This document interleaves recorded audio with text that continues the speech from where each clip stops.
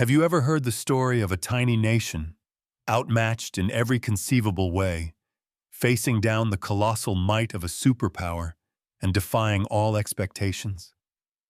It's a tale whispered through the annals of history, often overshadowed by the larger, more devastating conflicts of its era, but one that embodies the raw, unyielding spirit of human resilience. This isn't just about battles fought with rifles and tanks. It's about a nation's soul forged in ice and fire, a testament to what happens when survival becomes the ultimate, non-negotiable goal. In the frigid closing months of 1939, as the world braced for the full horror of World War II, a dramatic and brutal chapter unfolded in the snow-laden forests of Northern Europe. Germany and the Soviet Union, having just carved up Poland between them, were busy redrawing the map of Eastern Europe. With Germany's attention turned west towards France and Britain, Moscow saw an open invitation, a clear path to assert its dominance in its backyard.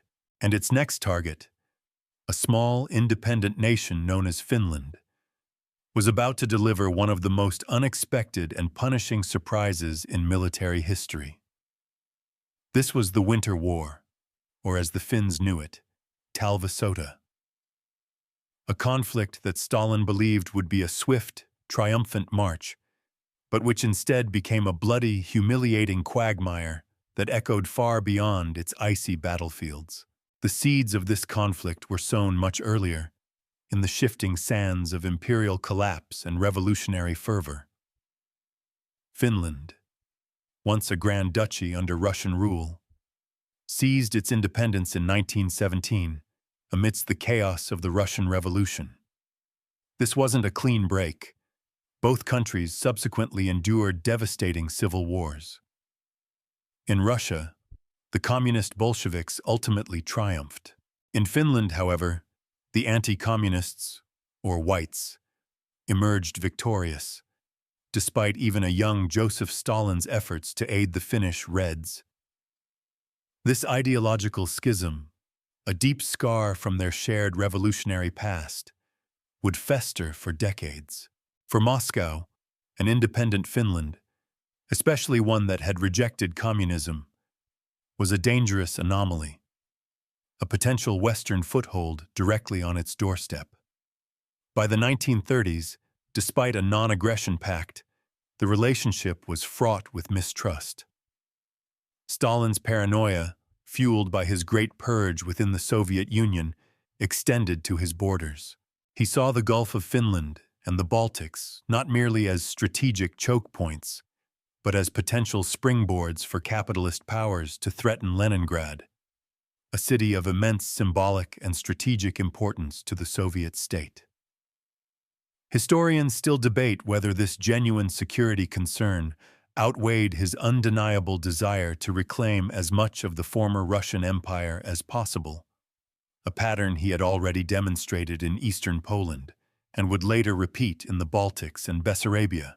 But for Stalin, Finland represented both an ideological threat and a geographical vulnerability. So, in August 1939, a dark pact was signed, the Molotov-Ribbentrop Non-Aggression Pact between the Soviet Union and Nazi Germany. On the surface, it was a diplomatic shocker. Beneath the veneer, it contained a chilling secret protocol, carving Eastern Europe into spheres of influence. Finland, tragically, fell into the Soviet sphere. With Germany's implicit blessing, the Soviets quickly absorbed the Baltic states of Lithuania, Latvia, and Estonia, forcing them to accept Red Army bases. Finland was next on the menu. The demands presented by Stalin and his foreign minister, Vyacheslav Molotov, were stark and uncompromising. Finland was to cede significant territory on the Karelian Isthmus, crucial islands in the Gulf of Finland, and parts of the Rybachi Peninsula. They also had to allow Soviet military bases on their territory, most notably on the strategic Hanko Peninsula, and destroy their border fortifications. In return, Finland would receive a twice as large but largely uninhabited tract of land in eastern Karelia. It was an offer no sovereign nation could accept without fundamentally compromising its independence and security. The Finnish government, led by President Kyösti Kallio, found itself in an impossible bind. Inside, a heated debate ensued. Military commander Karl Mannerheim, a figure of immense prestige and a former general in the Imperial Russian Army, understood the overwhelming disparity in power and urged compromise. He saw the writing on the wall. Foreign Minister Eljas Erko, however, feared that any concession would merely whet Stalin's appetite for more. Losing Hanko and the Karelian fortifications would leave Finland nakedly vulnerable. Most Finns, in a heartbreaking display of optimistic denial, still clung to the belief that Stalin was bluffing. They couldn't fathom such an unprovoked attack on a neutral nation. The international community offered little comfort. France and Britain, already embroiled in war with Germany, paradoxically opposed Soviet aggression, but advised Finland to reject the demands, mistakenly believing a Soviet attack was unlikely. Germany, the Soviet Union's new partner in crime, cynically told Finland to give in. But the Finns, acutely aware of the Nazi-Soviet pact, knew better than to trust German counsel. Ultimately, talks collapsed without agreement. In hindsight, it's debatable whether any Finnish concession, short of complete capitulation, would have satisfied Stalin's long-term ambitions. The Finns desperately hoped for international support from their Scandinavian neighbors, the Great Powers, and the League of Nations. They believed these entities would deter a Soviet invasion, or at least buy them time. They were wrong on almost all counts. Moscow, meanwhile, harbored a dangerously complacent view of its opponent. Red Army Chief Commissar Lev Meklis, a notorious political hack, genuinely believed Finnish workers and peasants would greet the Soviets as liberators. They considered the Finnish army weak, outdated, and incapable of serious resistance. As for foreign intervention? A Soviet official scoffed. Who would help Finland? The Swedes, the British, the Americans. There's no way in hell. There'll be a fuss in the press, moral support, moaning and whining. But troops, aircraft, cannons, and machine guns? No. This profound underestimation, born of arrogance and ideological blindness, would prove catastrophic. On November 26, 1939, the Soviets manufactured a pretext, falsely claiming the Finns had shelled one of their positions in what became known as the Mainila incident. Moscow predictably rejected Helsinki's offer of an international investigation. 4 days later, on November 30, 1939, Soviet aircraft bombed Helsinki and the Winter War began. From a purely quantitative military perspective, the struggle seemed utterly one-sided, almost a cruel joke. The Finnish army was minuscule, an initial mobilized force of just 250,000 men, equipped with a mere 500 guns. They were critically short of artillery, shells, communications equipment, anti-tank guns, and possessed a paltry 30 tanks. Their air force comprised a mere 114 planes, many of them obsolete. In stark contrast, the Red Army was a titan in the midst of a planned expansion, boasting 4.5 million men. For the invasion of Finland alone, they committed 425,000 troops, supported by 2,500 tanks, 2,800 guns, and over 2,000 aircraft. On paper, it was a mismatch of biblical proportions. But the Finns possessed intangible strengths that Moscow completely overlooked. Their officer corps, though small, was seasoned and capable, many having served in the Tsarist or German armies in World War I, or the crucible of the Finnish Civil War. The rank and file were exceptionally well-trained, disciplined, and possessed an intimate knowledge of their harsh, forested, and often frozen terrain. Most were skilled in outdoor survival, expert marksmen, and adapted to the extreme conditions of their homeland. They were backed by the Civil Guard and the Lotta Svärd, an all-female auxiliary organization whose personnel served with unwavering dedication as nurses, in communications, in logistics, and even in munitions production. Their morale was unbreakable, imbued with a spirit known as sisu, a unique Finnish concept signifying grit, stoicism, determination, and courage in the face of overwhelming odds. A widely circulated Finnish saying perfectly captured this spirit. "We are so few and they are so many. Where will we find the room to bury them all?" It wasn't bravado. It was a defiant declaration of intent. Conversely, the Red Army, despite its numerical superiority, was a deeply flawed instrument. Stalin's Great Purge had decimated its officer corps, eliminating many of its most experienced and innovative leaders. Training was abysmal, especially for winter warfare and crucial ski-borne units. There was a shocking lack of coordination between armor, infantry, artillery, and air power. Logistically, they were a disaster, lacking adequate medical units, radios, and, crucially, proper winter gear. Thousands of Soviet soldiers would literally freeze to death, ill-equipped for the 40°C temperatures. Morale, predictably, was low. A Soviet platoon commander's diary entry poignantly illustrates the disconnect. The troops' political awareness and morale is weakening. They say that supposedly the Soviet government has always said we do not want an inch of someone else's land, and now we have started a war with Finland.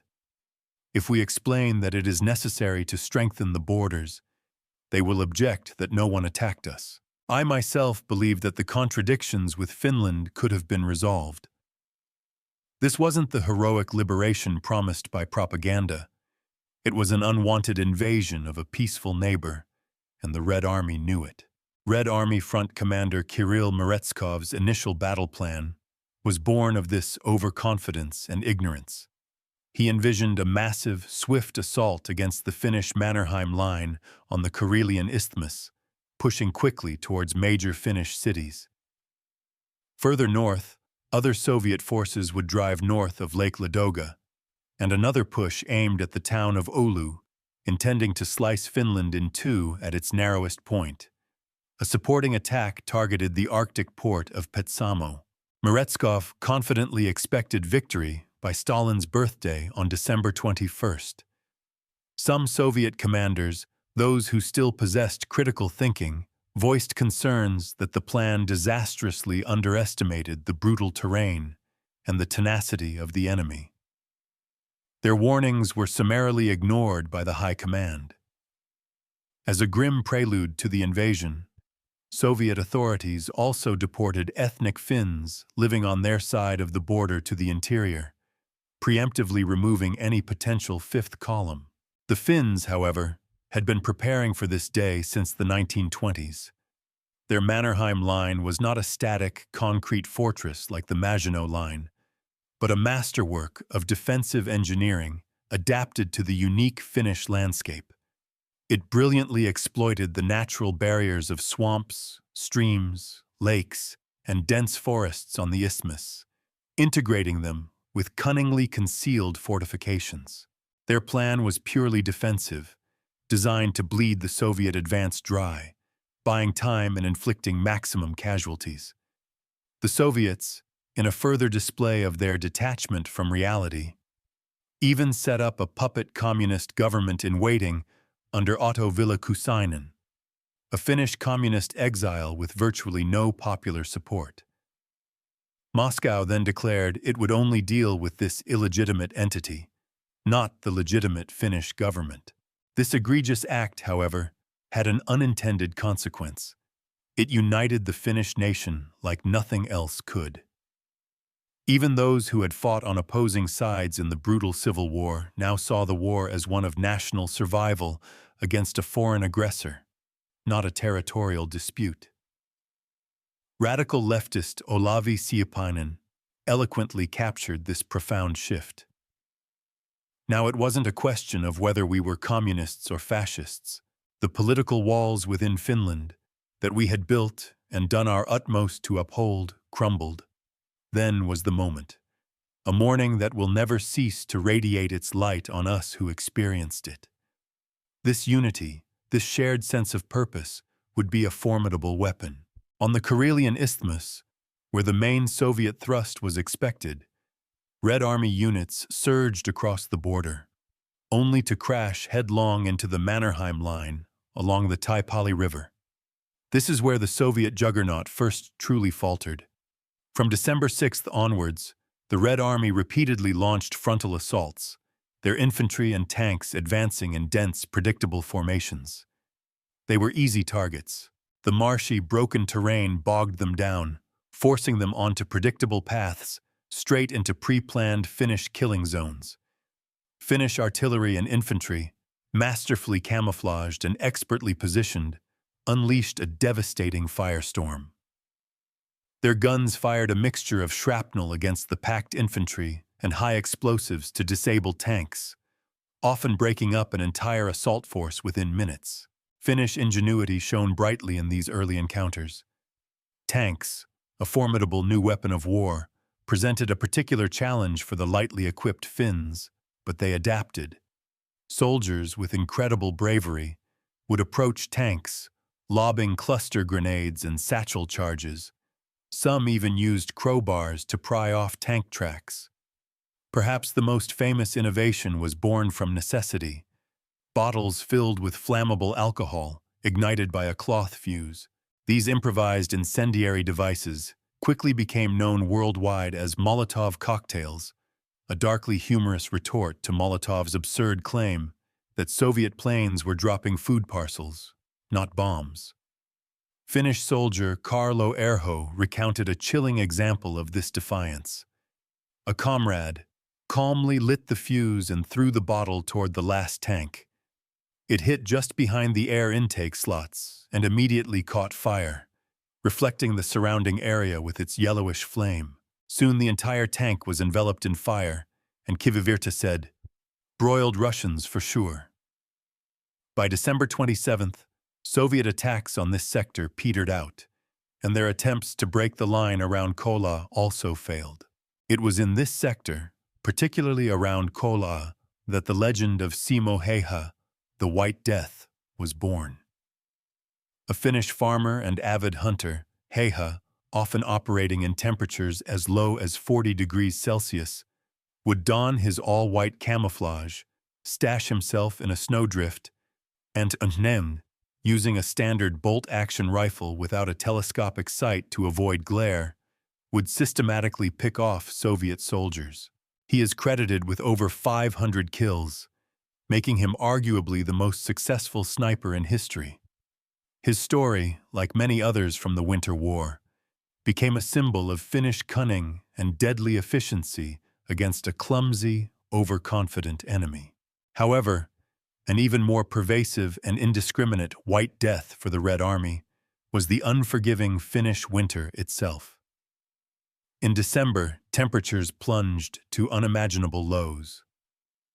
The Soviets, critically lacking winter gear, proper clothing, and adequate logistics, suffered horrifically from cold and hunger. Thousands simply froze to death at their positions, their bodies stiff and stark against the white snow, a grim monument to Soviet unpreparedness and contempt for human life. The conditions were brutal for the Finns too, though they were far better prepared. Vesteri Lepisto's account highlights their struggles.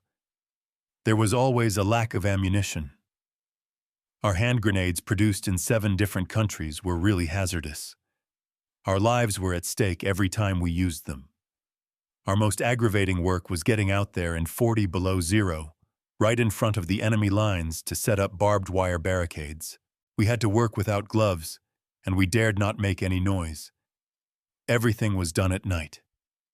The image of Finnish soldiers, barehanded in Arctic cold, silently laying wire under the cloak of darkness, speaks volumes about their determination. While a stalemate settled on the Mannerheim line, other sectors of the front saw dynamic and brutal movement. Near Lake Tolvajärvi, Finnish units launched a counterattack on December 12th.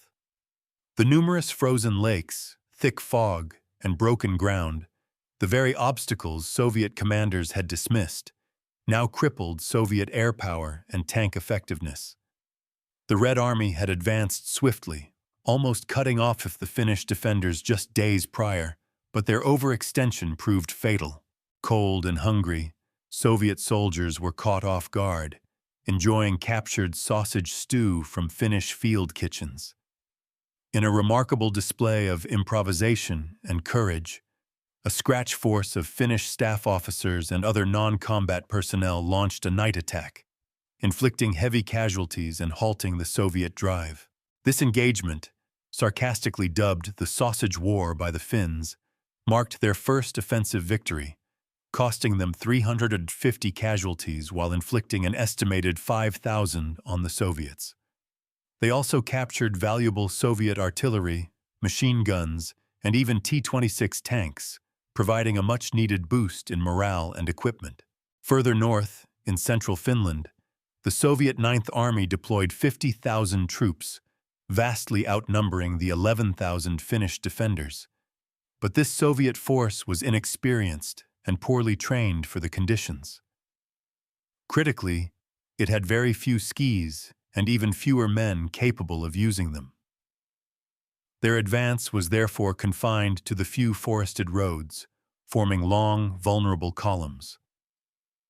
They managed to take the town of Suomussalmi on December 7th. Finnish writer Ilmari Kahanto captured the heartbreaking scene in his diary. The evening was extremely beautiful in the village of Suomussalmi when the Russians attacked it. White snowy fields were twinkling, stars in the sky were glimmering, the northern lights were calmly shimmering. Then some kind of indistinct hum, and then the roar of military guns, the flame rising to the height of the fire, and reflected as if in a magic mirror of eternity. Why did this happen? Why did the Finns have to defend their country with blood? And what servant of the devil sent Russians here, who were probably peace-loving people, sent them to destroy our homeland? This poignant reflection encapsulates the Finnish perspective, a sense of tragic beauty, injustice, and profound sorrow. But the Soviet advance west from Suomussalmi proved to be a fatal overextension. A mixed Finnish force of regular troops, border police, and civil guards, masters of their forest domain, counterattacked, cutting the vital Raate Road. This road was the lifeline for the Soviet columns, preventing them from linking up. Over the next several weeks, the Finns unveiled their most devastating tactical innovation: Moti tactics. Moti is a Finnish word for a block of firewood, cut and stacked for burning. The Finns' plan was to cut the long, vulnerable Soviet columns into similar isolated blocks, or motis, and then systematically destroy them one at a time, despite their inferior numbers. The Finnish units, moving silently and swiftly through the thick, snow-laden forests on skis, would ambush and snipe at will. The dense forests, which the Soviets had seen as merely an obstacle, became a death trap. It hampered their superior firepower, making it impossible to maneuver tanks and artillery effectively. The confusion caused by constant harassment and the poor road network meant the Red Army could barely move up enough rations and ammunition.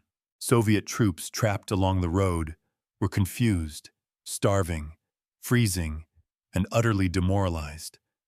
They never knew when or from what direction the next ambush would come, a psychological torment as debilitating as the physical hardships. Groups of Red Army soldiers, desperate for survival, tried to flee through the woods, only to be cut down or captured by the invisible Finnish hunters. Some Motis, unable to move and with no shelter or food, simply surrendered without a fight, their will to resist utterly broken by the relentless cold and constant threat. The remnants of the Soviet 44th Division attempted a desperate breakout, but were wiped out by January 8th. The Soviet commander, miraculously, escaped to friendly lines, only to be executed by his superiors later, a stark reminder of the unforgiving nature of Stalin's regime. The Battle of Suomussalmi was a resounding Finnish victory, a masterclass in asymmetric warfare. They halted the Soviet advance in central Finland, inflicting approximately 25,000 casualties, while suffering only 2,700 themselves. They destroyed 43 tanks, 260 trucks, and captured a wealth of other valuable equipment and weaponry. It was a strategic humiliation for the Red Army, a David-and-Goliath victory that electrified the world. In the far north, however, the few Finnish forces available fought valiantly, but could not prevent the Red Army from taking Petsamo on December 2nd, securing the Soviet Union's Arctic flank. By early January, the initial Soviet invasion had ground to a halt. Stalin, for all his arrogance, was forced to acknowledge the harsh reality. The war in Finland is a serious war, sharply different from our autumn campaign in Poland. His miscalculation had been profound. Diplomatic activity, however, continued. The League of Nations, a body largely rendered impotent by the rising tide of fascism and communism, managed one decisive act. It expelled the Soviet Union at the start of the war, a move that, while largely symbolic, put further pressure on Stalin and solidified the USSR's international isolation. Meanwhile, the Red Air Force continued to pound Finnish cities, especially Viipuri, which endured a horrifying 12,000 bombs, showcasing the brutal efficacy of air power even as ground forces floundered. The Red Army, under new leadership, began to adapt. Critics of the original, disastrous plan, like the brilliant Chief of Staff Boris Shaposhnikov and the formidable Semyon Timoshenko, were put in charge of the war. Timoshenko, tasked with the unenviable mission of breaking the Mannerheim Line, immediately stopped the suicidal frontal assaults. He initiated a period of intense retraining, focusing on combined arms operations, the synchronized movement of infantry, tanks, and artillery, a concept largely ignored during the initial push. Reinforcements flooded in, bringing troop numbers on the Finnish front up to a staggering 600,000, along with thousands more tanks and guns to replace the heavy losses. This was not merely a resupply. It was a fundamental shift in strategy and execution, demonstrating the Soviet capacity for brutal, if slow, learning. The Finns, however, had no more reserves. Their small nation was stretched to its absolute limit. They did receive some help from abroad, a testament to the moral outrage stirred by the Soviet invasion. About 12,000 foreign volunteers joined the Finnish cause, mostly from Sweden, but also from the US, Britain, Norway, Estonia, Hungary, Italy, and other countries. These individuals, driven by anti-communist sentiment or a simple desire to fight for freedom, included notable figures like future Norwegian resistance leader Max Manus and even the iconic British actor Christopher Lee. While inspiring, their numbers and limited training meant they could not fundamentally alter the numerical disparity. France, Britain, America, Italy, and Sweden also sent some aircraft, weapons, and non-lethal aid. Sweden, a neutral nation, even contributed a unit of Gloucester Gladiators and anti-aircraft artillery. Yet, neither the volunteers nor the military aid was enough to equalize the situation on the battlefield. Finland was fighting for its life, largely alone. On February 1st, after weeks of reorganization and retraining, the Soviets unleashed their full, terrifying might on the Mannerheim Line once more. This time, their approach was fundamentally different. They concentrated overwhelming firepower on the Viapuri Gateway, a heavily defended but vulnerable gap in the lakes and marshes around the town of Suma. Soviet guns fired over 300,000 shells in the day leading up to the assault, a truly astonishing bombardment designed to pulverize Finnish defenses and break the will to resist.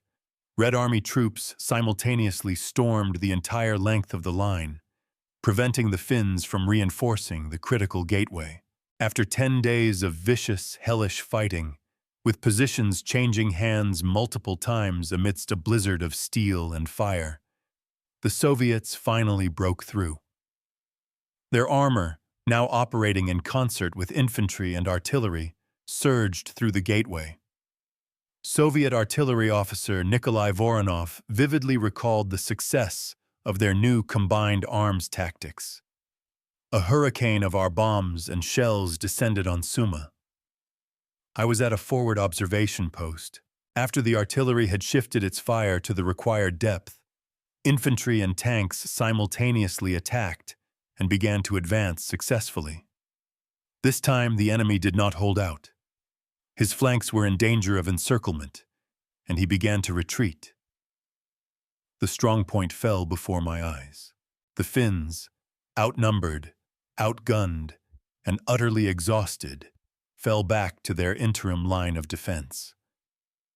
But the Red Army, now a more formidable and cohesive fighting force, crossed even this by February 28th.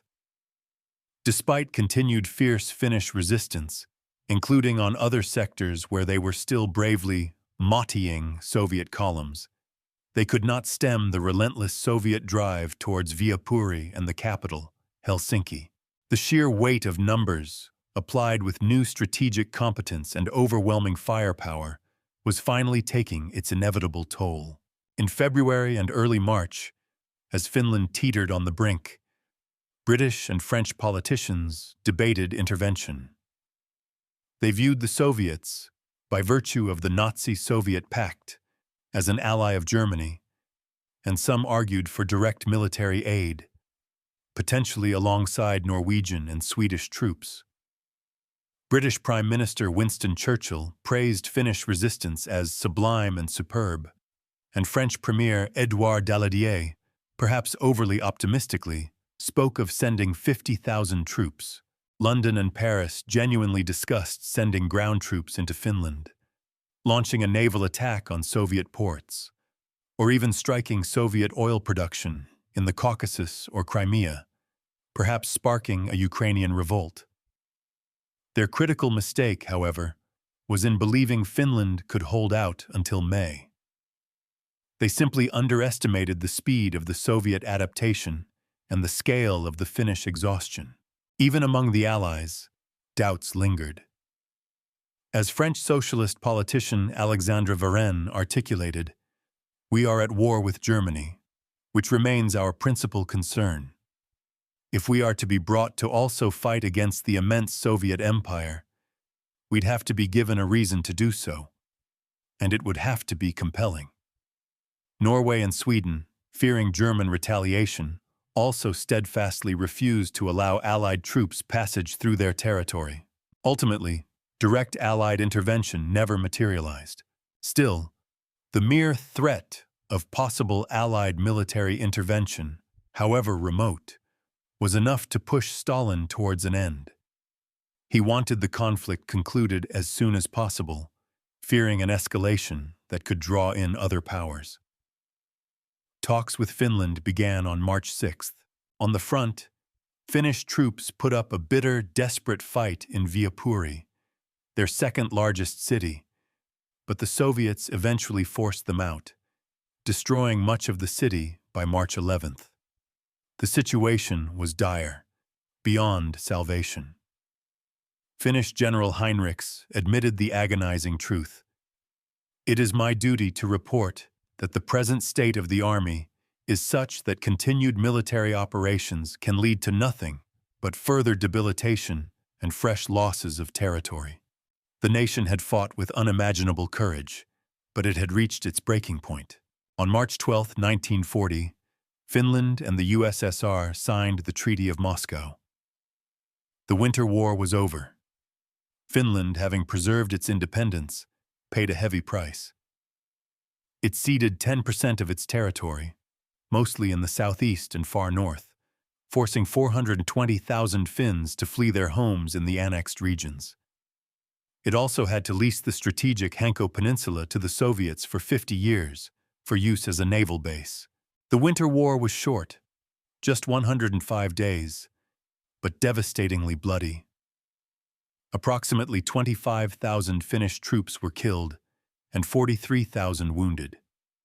For the Soviets, the cost was far higher and more shocking, about 126,000 dead and 264,000 wounded, a staggering testament to Finnish effectiveness and Soviet inefficiency.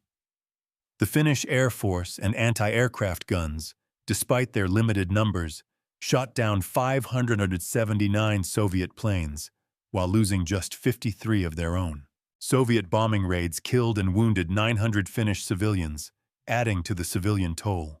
Finnish resistance, combined with the lurking danger of Allied intervention, convinced Stalin to back off from his initial maximalist goal of full control and regime change in Finland. He settled for significant territorial concessions, a strategic victory for Moscow, but a humiliating moral and tactical defeat. The Soviet narrative, predictably, spun the conflict as a success.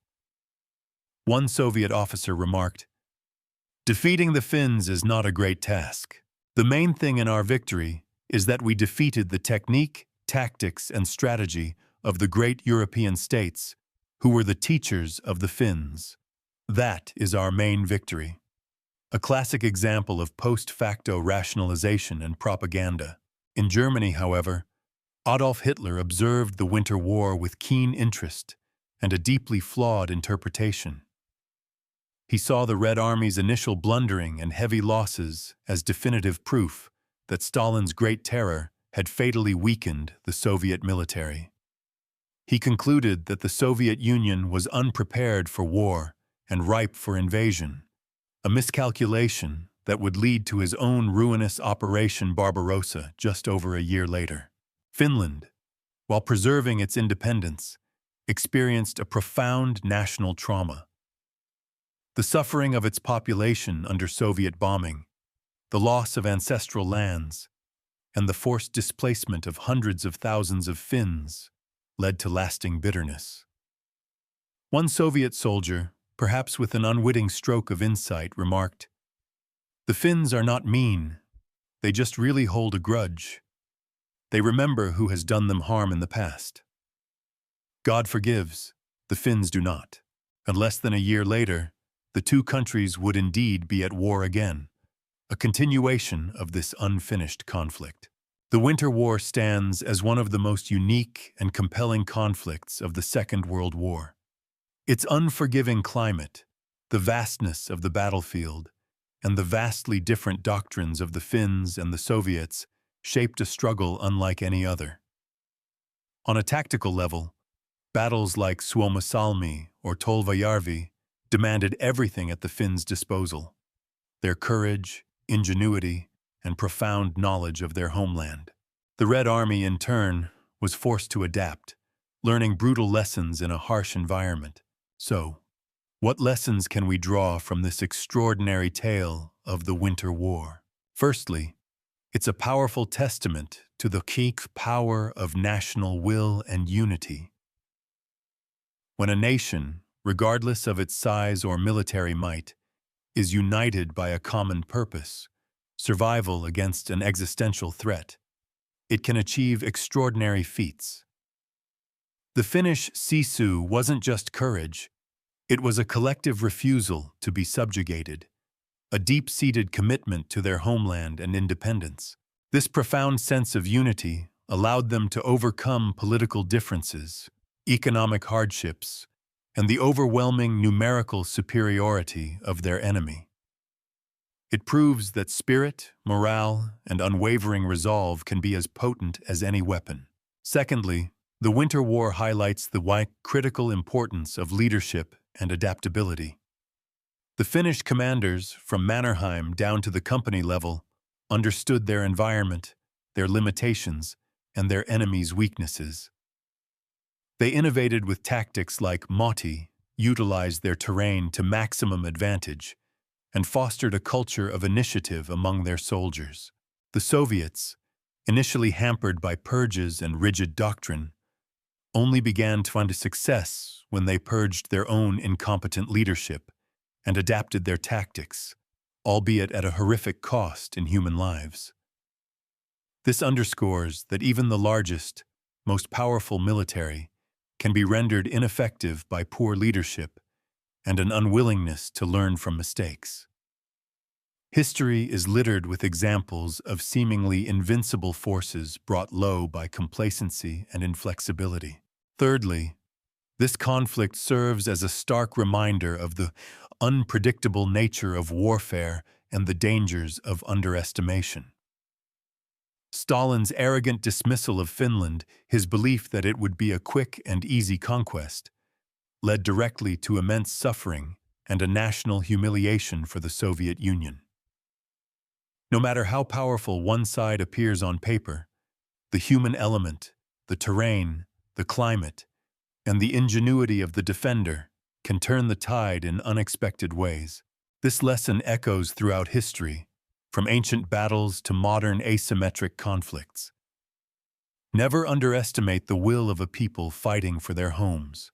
Finally, the Winter War offers a profound, if tragic, insight into the cost of imperial ambition and the enduring scars of conflict. Stalin's desire to reclaim lost territory and impose ideological control came at a monumental human cost for both sides. The Finnish people endured unimaginable hardship, losing territory, homes, and lives, leaving a wound that would not fully heal for generations.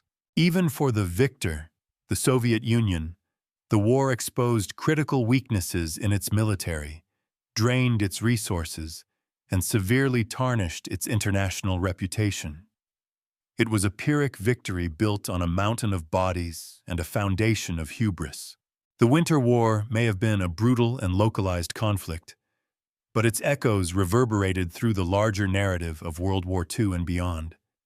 It demonstrated the fragile nature of peace, the devastating consequences of unchecked aggression, and the unconquerable spirit of a nation determined to fight for its freedom, even when the odds are stacked impossibly high.